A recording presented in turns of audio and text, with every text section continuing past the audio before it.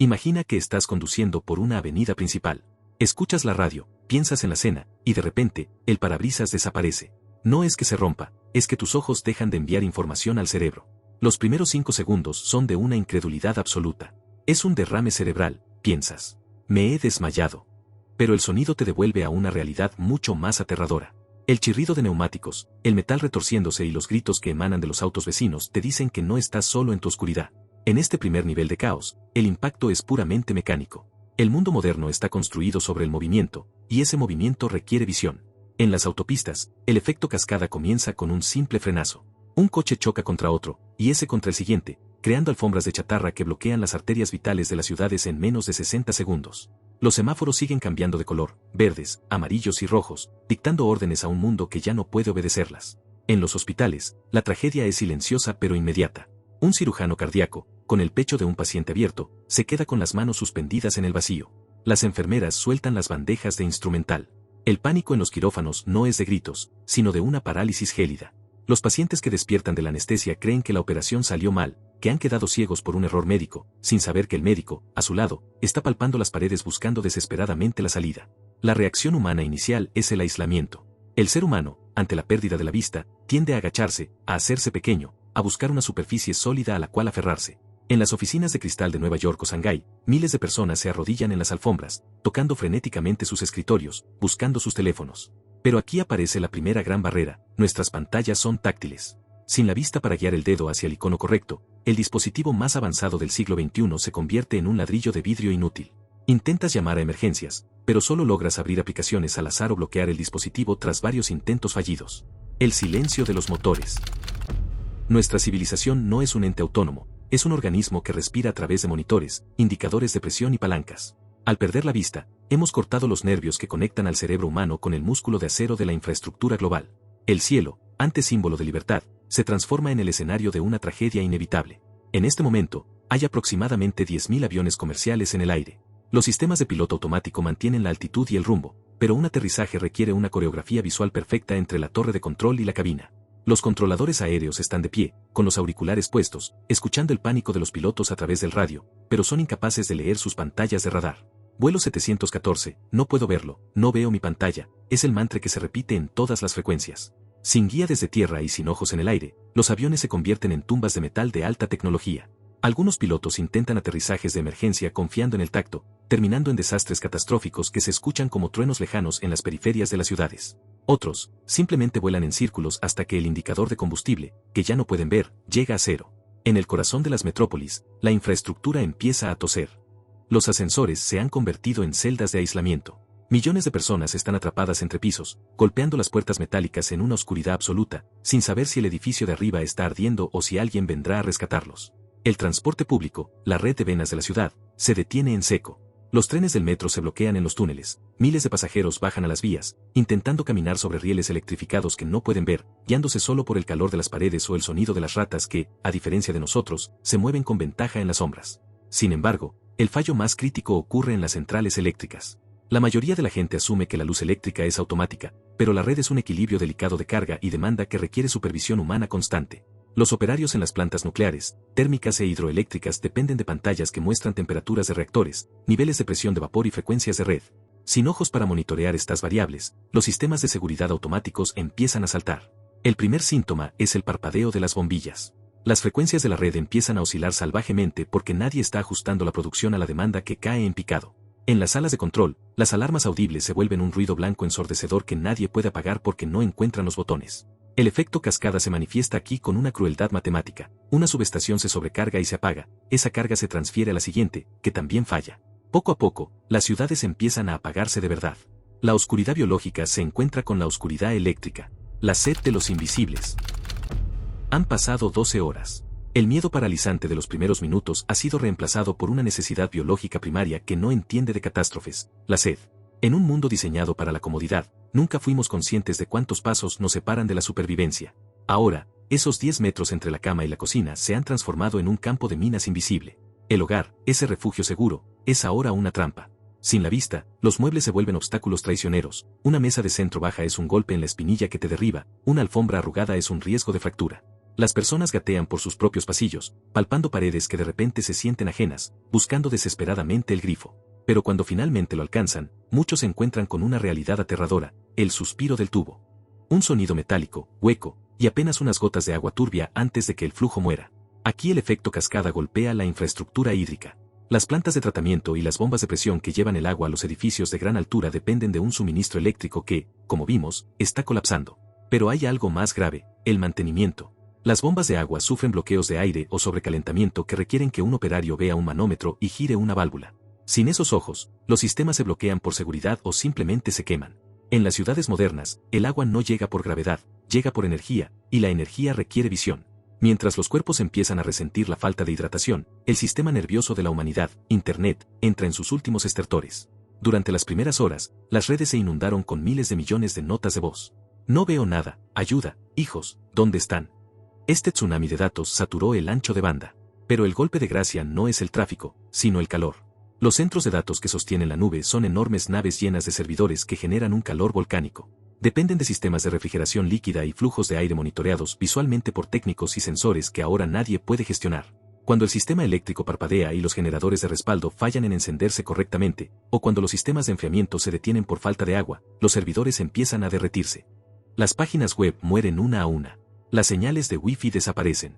Los teléfonos inteligentes, que ya tenían la batería baja tras horas de uso desesperado como linternas inútiles, se apagan. El silencio digital es absoluto.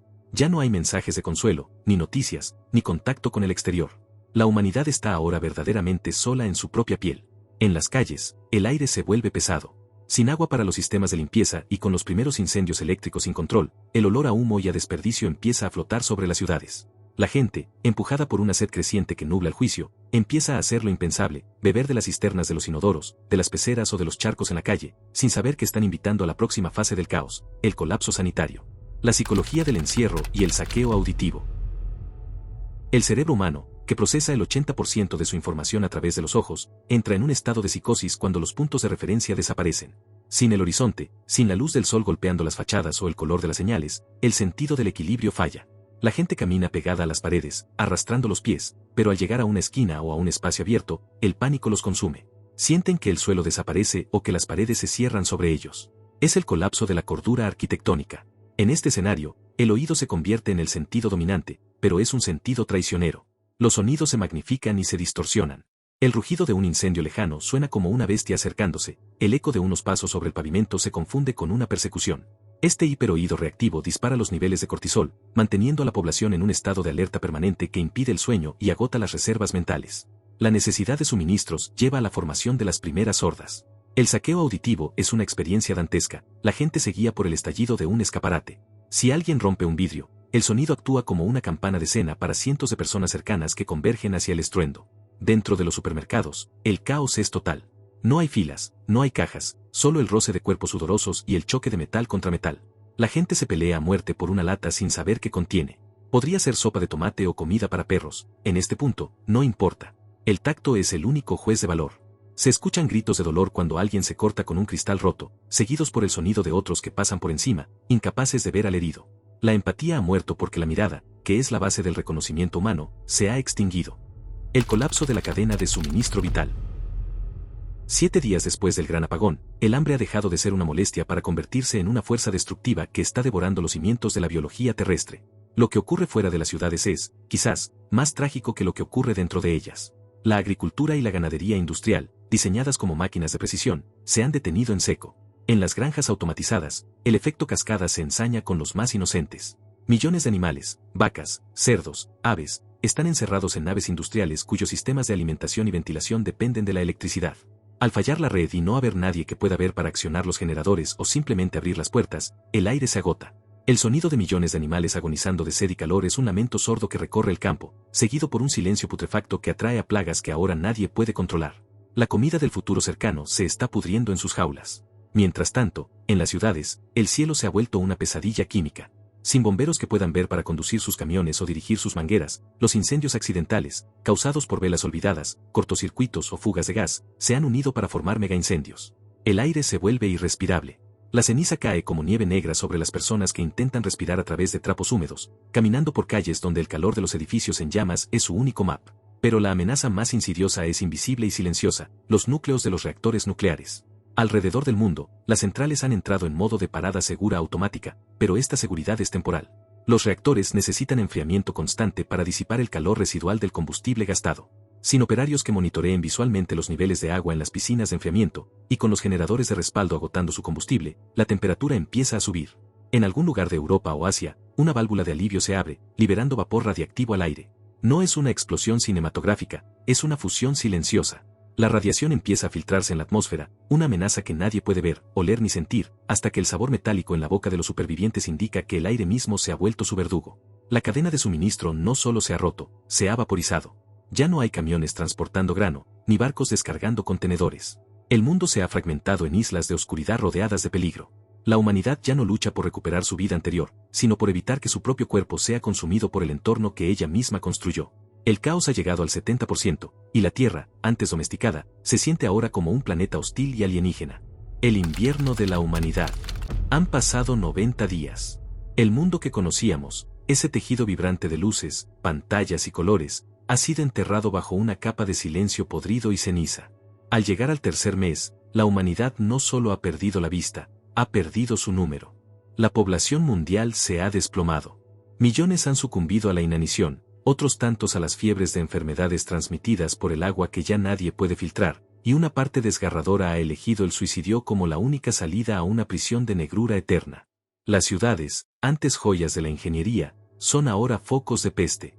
Sin sistemas de alcantarillado funcionales, los desechos humanos inundan los sótanos y las calles bajas, contaminando los pocos pozos de agua que quedaban. El aire, ya cargado con el humo de los incendios que se apagan por falta de combustible, ahora apesta a descomposición.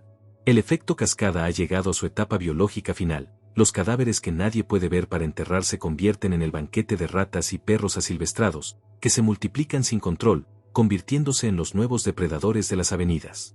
En este invierno social, la naturaleza ha comenzado su reconquista. Sin el constante mantenimiento humano, las raíces de los árboles revientan el asfalto y las plantas trepadoras cubren los rascacielos. Para los supervivientes, el bosque y la ciudad son ahora lo mismo, un entorno hostil donde cada paso es un riesgo de caída o un encuentro con un animal hambriento.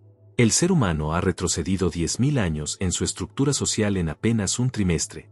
Ya no existen ciudadanos, solo clanes de recolectores ciegos que se mueven en grupos compactos, unidos por cuerdas para no perderse, viviendo en un estado de alerta que ha borrado cualquier rastro de cultura o arte. La tecnología, el gran orgullo de nuestra especie, es ahora chatarra inútil. Un satélite de comunicaciones de $1.000 millones sigue orbitando la Tierra, enviando señales a receptores que nadie puede operar. Los centros de datos son mausoleos de silicio frío. Los smartphones, esos espejos negros que antes dominaban nuestras vidas, se usan ahora como piedras para machacar raíces o como objetos cortantes. Nos hemos convertido en los herederos de una civilización de dioses que podían ver, viviendo entre las ruinas de una magia que ya no comprendemos.